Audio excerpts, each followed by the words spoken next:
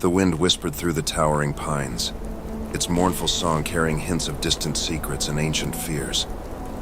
I sat alone in the watchtower, my breath visible in the chilling night air, regret gnawing at my insides.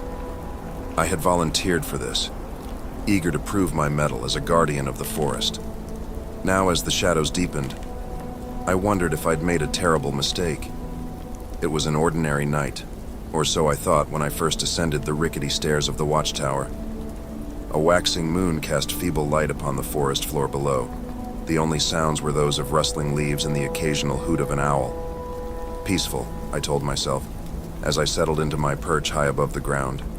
Hours passed uneventfully, and I began to feel a sense of accomplishment.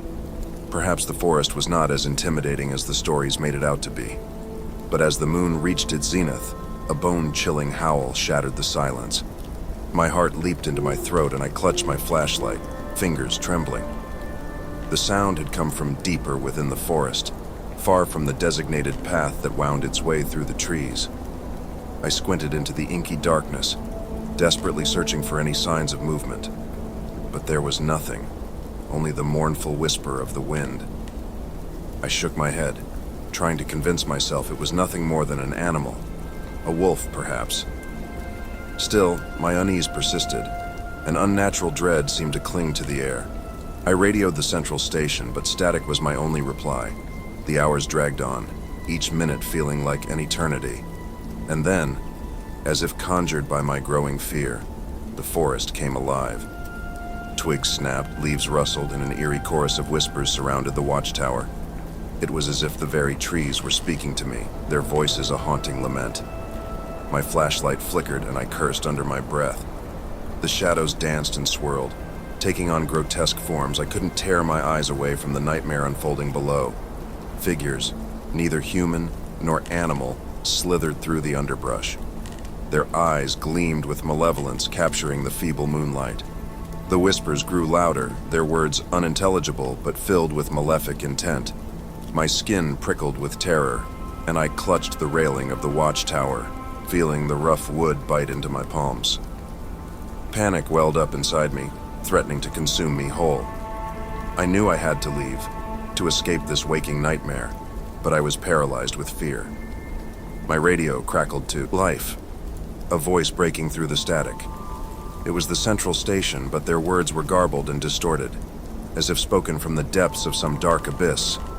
They told me to stay in the watchtower, to remain vigilant. But how could I when all sanity seemed to be slipping away?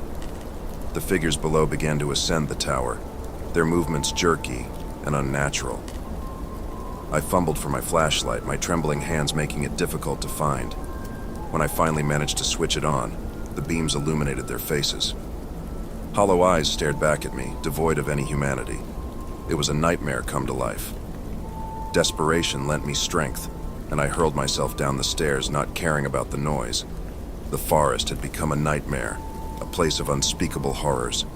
As I reached the forest floor, I stumbled, my foot catching on a root.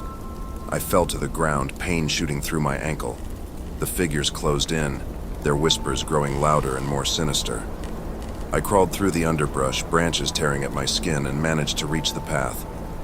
The forest seemed to pulse with malevolent energy, as if it were alive and angry. I limped away, every step agony, every rustle of leaves behind me a source of terror. The watchtower was now a distant speck in the night, and I knew I could never return. Whatever had happened in that forest was beyond my comprehension, and I didn't want to understand. As dawn broke, I stumbled out of the woods, battered and broken. I had survived the night, but the horrors I had witnessed haunted my every thought. The forest had taken something from me, something that could never be replaced. And I knew with a heavy heart that I could never guard that watchtower again, not after what I had seen in the depths of the woods gone wrong.